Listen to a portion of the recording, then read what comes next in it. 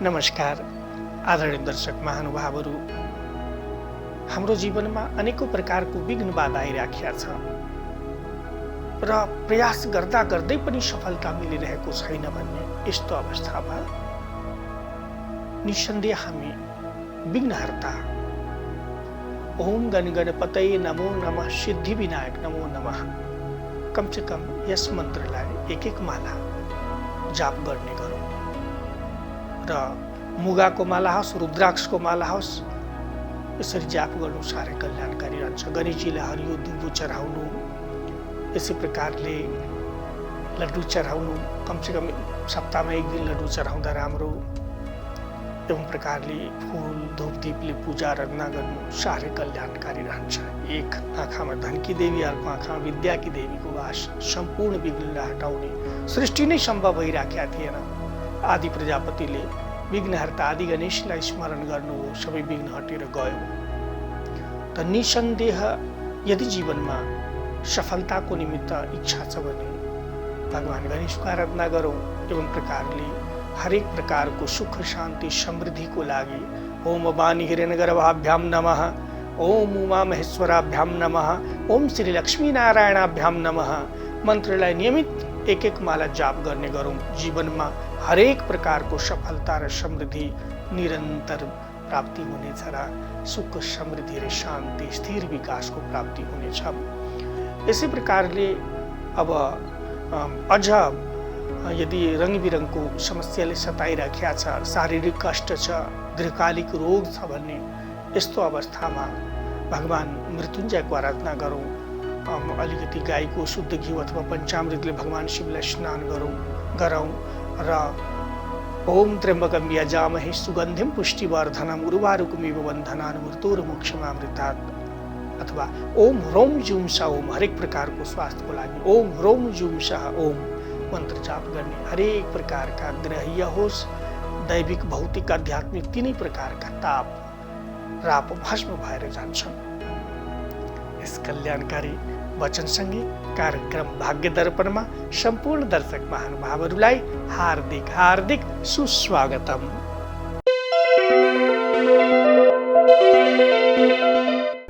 अब आजको पञ्चाङ्गको बारेमा जानकारी गरौँ। श्री सूर्य उत्तरायणी श्री शाके 1942 नेपाल सम्वत 1141 विक्रम सम्वत 2077 साल माघ महिनाको 1 गते तदनुसार सन् 2021 जनवरी महिनाको 14 तारिक बिहिबार पौष शुक्ल पक्ष प्रतिपदा तिथि बिहान 9:27 तत्पश्चात द्वितीया तिथि श्रवण नक्षत्र वज्र योग वालव करण आनन्दादिमा ध्वक्ष योग चन्द्रमा मकर राशिमा काठमाडौँमा सूर्योदय आज बिहान 6:58 भएर सूर्यास्त साँझ 5:28 हुनेछ।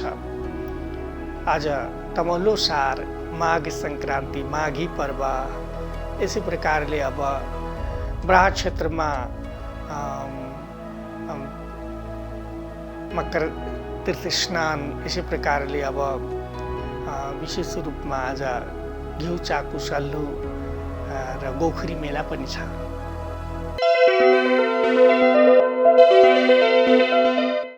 आजको राशिफल मेष राशि।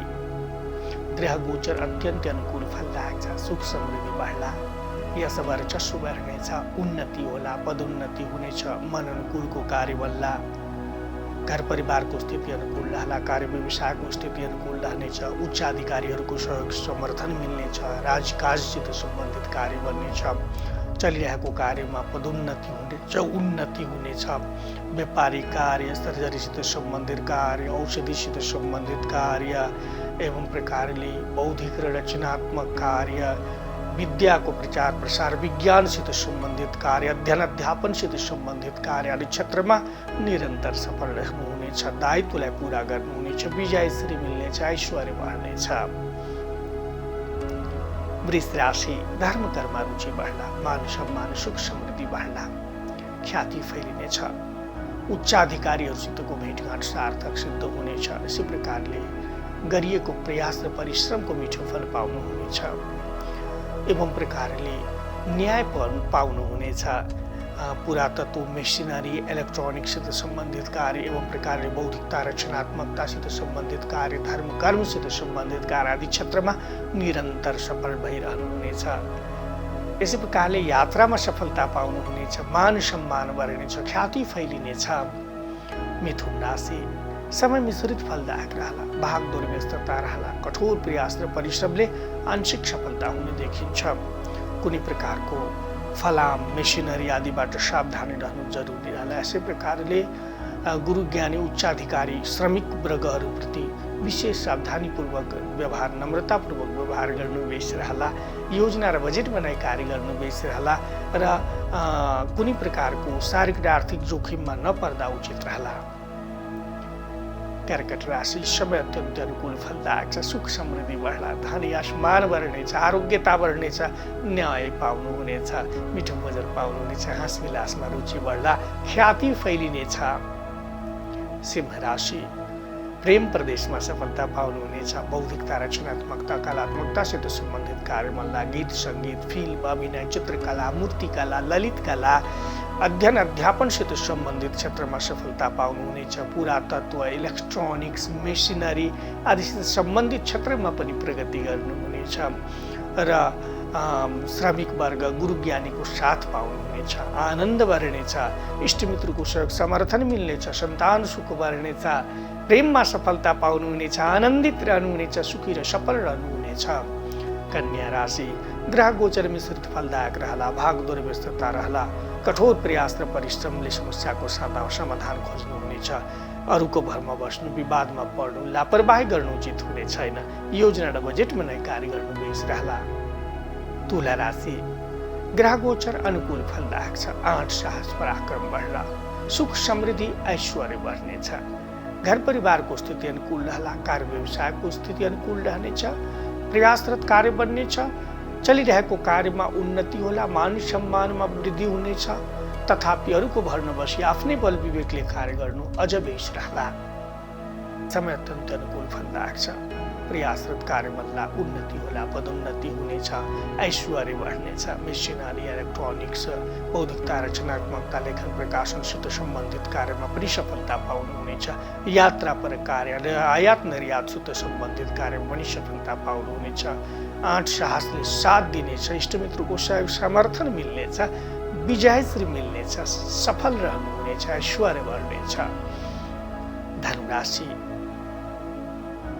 मान गौरव बढ्ला, बोली र व्यक्तित्वको प्रभाव बलियो बढ्ला, सभा समारोह मान पुरस्कार पाउनुहुनेछ, मिठो भोजन पाउनुहुनेछ, हाँस विलासमा रुचि बढ्ला, गौरव बढ्नेछ, आफन्तको साथ पाउनुहुनेछ, गुरु ज्ञानी उच्चाधिकारीको आशीर्वाद मिल्नेछ, श्रमिक वर्गको साथ मिल्नेछ, समयले साथ दिनेछ।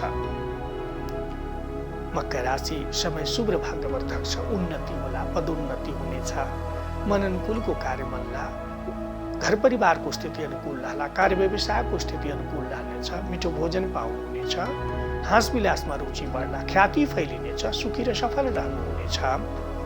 कुम्भ राशि लगानी बढ्ला, खर्च बढ्ला, भागदौड रहनेछ, उन्त धर्म कर्ममा पनि खर्च गर्नुहुनेछ। तथापि योजना र बजेट बनाई कार्य गर्नु बेस रहला।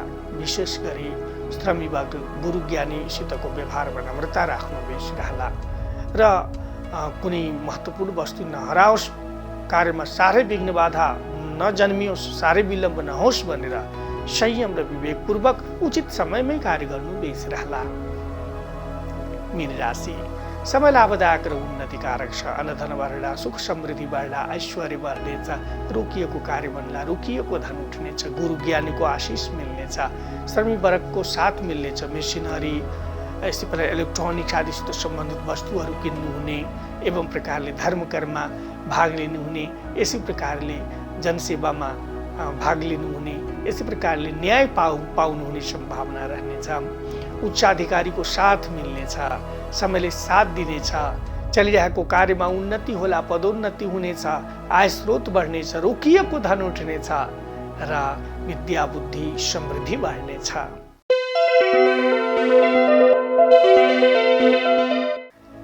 ज्ञान विज्ञानका कुराहरू आदरणीय दर्शक महानुभावहरू,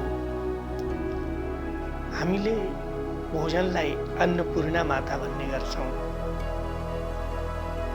निसन्देह माता अन्नपूर्णा आदिशक्ति हुन् र ऊर्जाका स्रोत हुन् र भोजन भनेकै ऊर्जा हो। त शक्तिलाई सञ्चय हामीले गर्नुपर्छ। यस कारणले त आदिशक्ति 3 मूल रूपमा विभक्त भएकी छिन्। महासरस्वती, विद्या 10 महाविद्या, अष्टमहालक्ष्मी, संपूर्ण प्रकारका वैभव, सुख समृद्धि, अक्षय समृद्धि, अक्षय सुखलाई प्रदान गर्ने।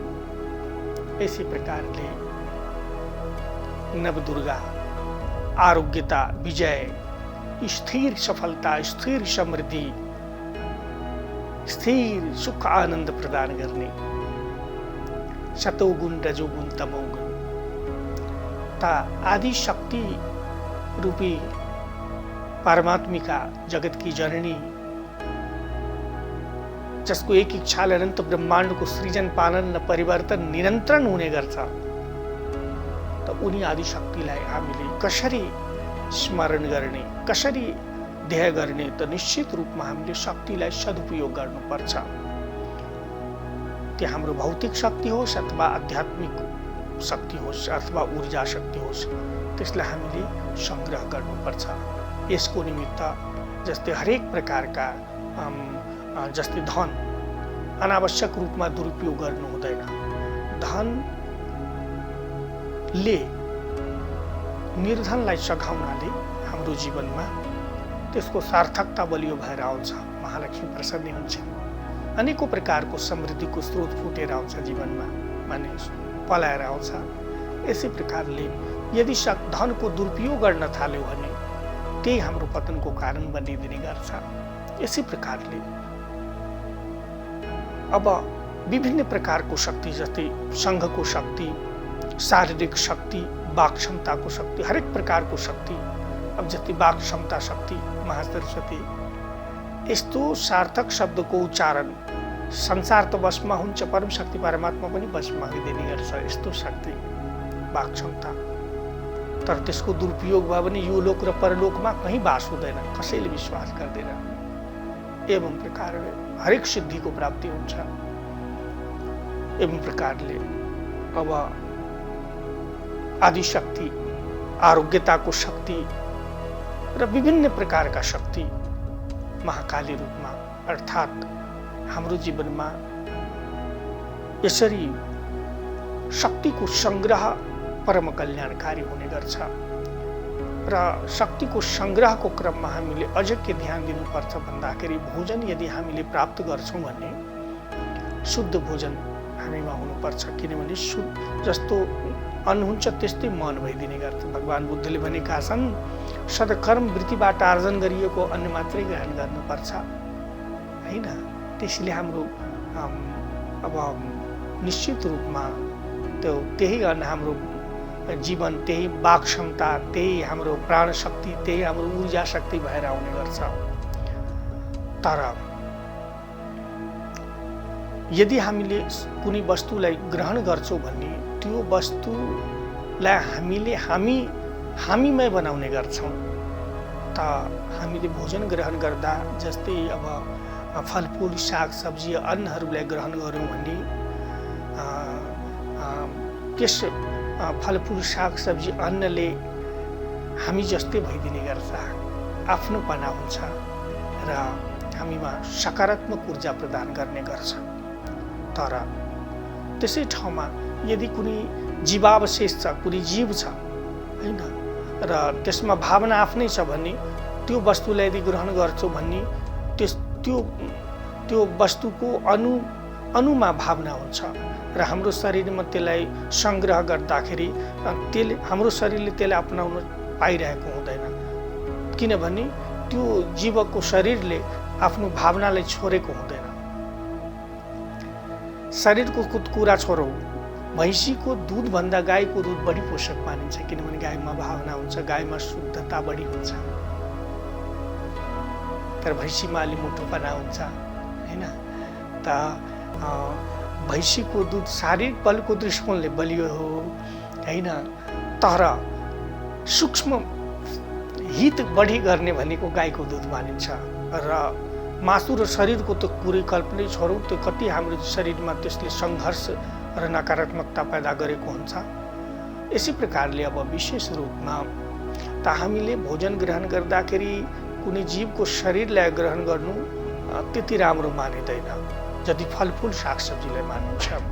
यसै प्रकारले अब पानीमा बस्ने माछाहरू जीवन विकासको क्रममा भावनाको क्रममा यिनी पशुभन्दा फरक भएको हुन्छ। यस कारणले मासुभन्दा माछा मानिसको लागि अलि ठिकै रहन्छ, तर पनि सबैभन्दा शाकाहारी भोजन नै सर्वोपरि र कल्याणकारी मानिन्छ।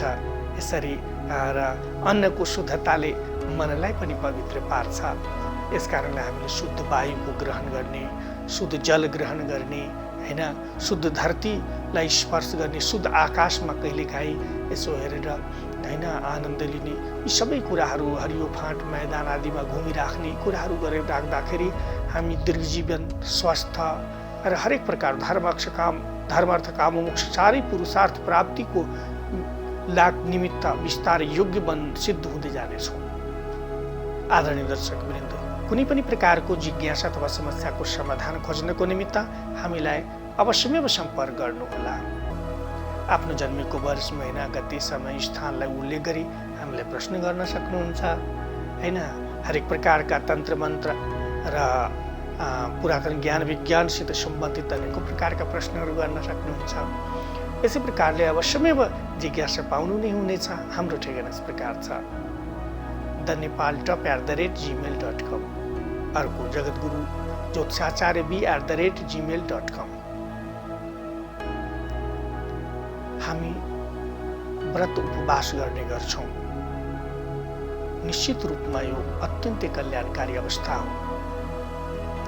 सप्ताहमा एक दिन अलिकति भोजन कम सङ्ग्रह गरिदिनु साह्रै राम्रो रहन्छ। एक त सप्ताहभरि शरीरले जुन द्रुत गतिले कार्य गरेको हुन्छ त्यसमा अलिकति आराम आउँछ र